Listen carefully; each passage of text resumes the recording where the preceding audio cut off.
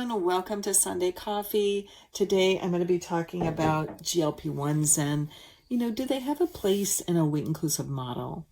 So I am a diabetes educator. I've been a diabetes educator for over 25 years. And in that time, I have used GLP-1s extensively in the space of diabetes care. And it's really interesting to me how weight loss, the weight loss industry got hold of them and really started to change them a little bit, how they're focused and how they're used. And I definitely feel like it created some confusion.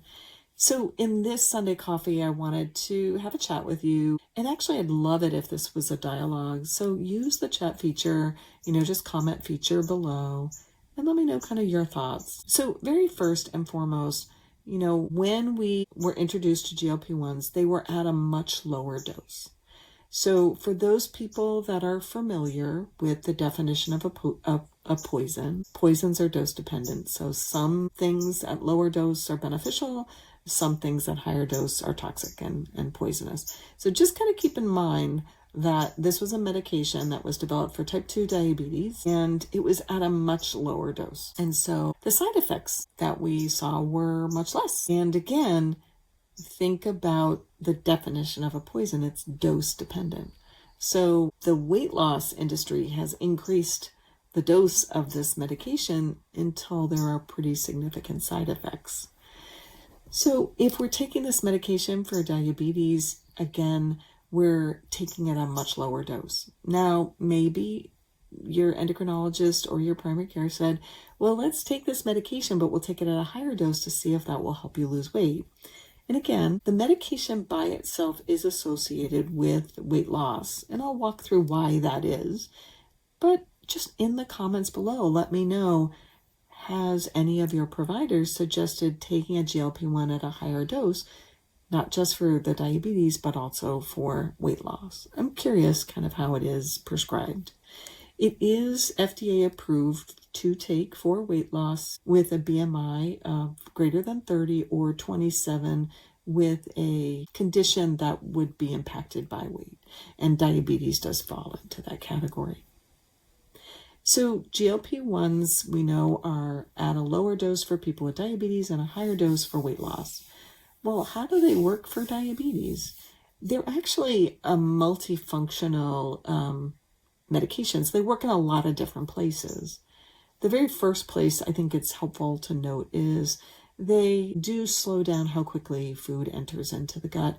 And that sense of having food in our stomach a little bit longer does make us feel full. It also helps with blood glucose, because if there's a delay in having food enter into the gut where it can then enter into the bloodstream, your body's going to have more chance to make insulin to move that, into the cells. The second way that it works is it decreases insulin resistance. And insulin resistance is a complex condition. It happens to lots of people for lots of reasons. But insulin resistance is, again, described as the body either, like a lock and a key. And so insulin resistance is described as like the key is a little rusty. Now, for myself as a diabetes educator, I don't love that description. So I use the term a knife. And if you can think about insulin, which is a hormone that's made in the pancreas by the beta cells, that hormone, if you think about it like a knife, I think it leads to a better analogy.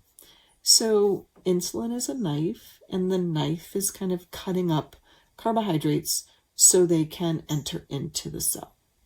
That makes sense to me. All right, well, I have insulin resistance. What does that mean? It means my knife is dull. Do you want to cut like a tomato with a dull knife, or do you want to cut it with a sharp knife? Everyone's like, I'd like to cut it with a sharp knife because I kind of mangle it with a dull knife. I'm like, great. It's like a lot of work and it doesn't really work well. So again, when we think about the insulin knife, we're thinking about, is the insulin that my body's making in the pancreas and the beta cells, is it sharp? GLP-1s help sharpen the knife. Now, there's other things you can do to sharpen the knife, and I don't want to think like it's only medication that works, but for a lot of people, medication is necessary. There are other things like reducing the amount of saturated fat in your diet, and I'll talk about that a little bit later, maybe in another episode. But also, exercise can also sharpen the knife. Not having pain sharpens the knife. Yeah, lots of things kind of can sharpen the knife. Stress, being young sharpens the knife, I know. Wish I could turn back the time. So lots of things can sharpen the knife, but medication is one of those ways, and GLP-1s do a great job at that. So what do we know so far? Insulin is a hormone. It's made in the pancreas. It's made by the beta cells.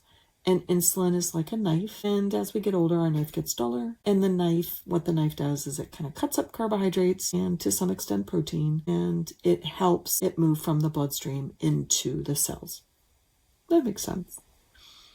We also know that if food doesn't go quickly into the intestinal tract, that the body signals insulin, and if insulin is dripping into the bloodstream slower, then the amount of insulin your body makes can probably match up a little bit better.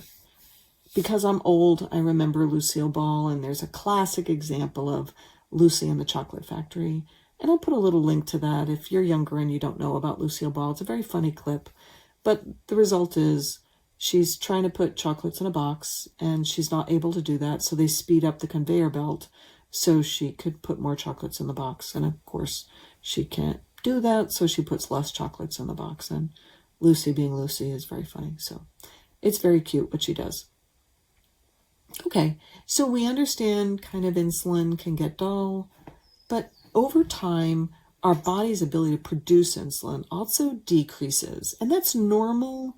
But when our body is making a lot of insulin, because if the insulin isn't working, the body's like, hey, insulin's not working, let's make more. So it actually increases the production of insulin. And what we find is that people make a lot of insulin. And that happens prior to the diagnosis of diabetes. So it's a condition called hyperinsulinemia. And we'll notice people might have like dark patches underneath their neck, in their armpits. So we'll see these dark patches. And that is an example of where insulin is actually pooling in the skin. And it's pretty common to see that, in people. So this higher production of insulin is just, so if you can think about it, it's like your body's just making lots and lots of dull knives. That kind of helps, but not really. GLP-1s decrease insulin resistance, and that actually tells the body you don't have to make so much insulin. Well, if your body's making a lot of insulin and your cells aren't actually able to get any food into, you're starting to probably say, like, I bet you my cells are really hungry. They are. Your cells are very hungry when this happens. And so again, that preoccupation, the desire to eat carbohydrates, we can start kind of understanding how having this dull insulin knife can also create increased hunger. And it's not hunger like my stomach's hungry. It's hunger like my cells are hungry. And it's really hard to ignore like 7 billion cells. They all want food. In the comments, definitely let me know how this is landing. I'm really curious kind of what's coming up for you. So this really can kind of set the stage for that idea of food noise where we're preoccupied. But again, if we think about GLP-1s as a weight loss medicine, and the problem that your body's having is it's not getting nourished, how is that working? And that's really my concern. So really what I see is that if we are making too much insulin and we have this hyperinsulinemia, or we're having insulin resistance, our body is making insulin but it's really dull, or a combination of the two, and you stop eating, have we actually fixed the problem? I don't think so. If the problem is my body's not getting nourished and I'm not nourishing my body, I'm not fixing it. So my approach to using GLP-1s is to use it as a way to nourish the body.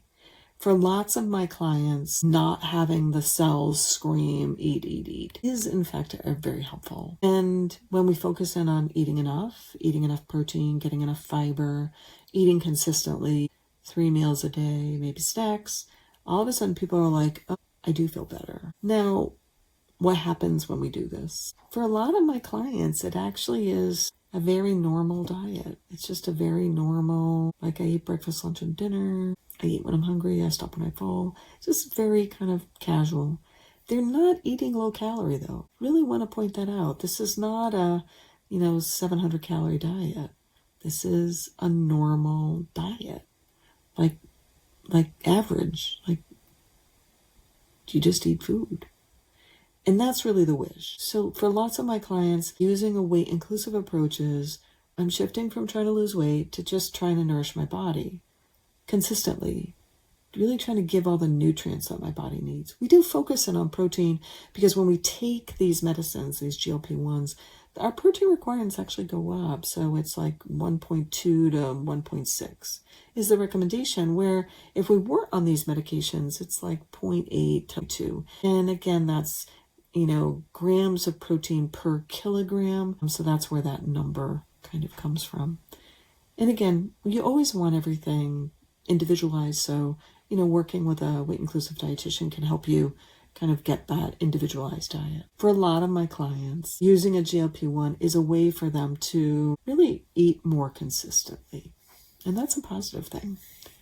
I also find that for a lot of my clients, they feel less joint pain. And I know you're like, wow, it's a diabetes medication, it's a weight loss medication. Why are we talking about joint pain? I feel like, and I've said this before in another podcast, but I feel like GLP-1s, I don't think we're going to keep seeing them as weight loss medications. I really do think they're going to be used as a way to decrease inflammation. And it's probably going to be at a much lower dose. Again, that idea of poison. Higher dose, things get poisonous. Lower dose, they become beneficial. I think we're going to really start seeing GLP-1s introduced as a way to decrease inflammation, because that's what they do.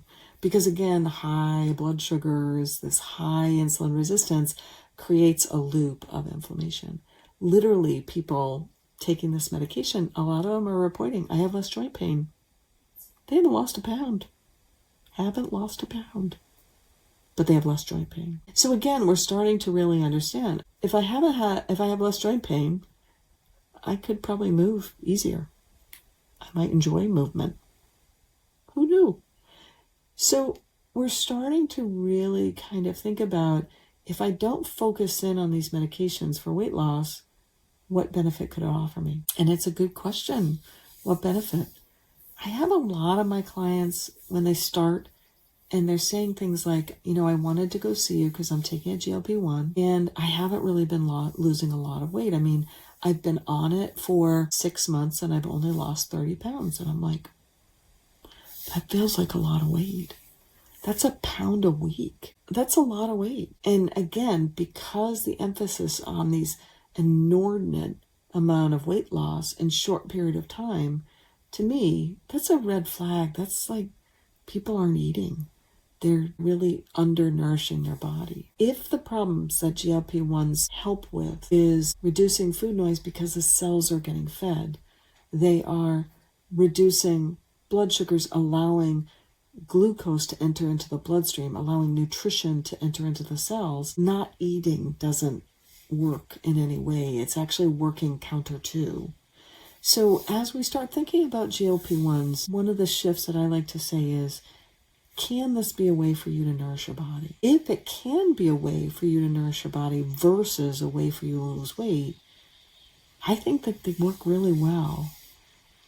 My concern is about GLP-1s, as my concern is with everything around diet culture, is it's not, if it destroys our relationship with food, if it villainizes our body, if it creates disordered eating, or it re-triggers an eating disorder, this is not the right medication. I'm really concerned about it. Anytime someone says that their self-worth is tied to their weight, that's diet culture. That's not health. Super curious about what landed in this talk, if anything. And again, leave your comments below. I really would love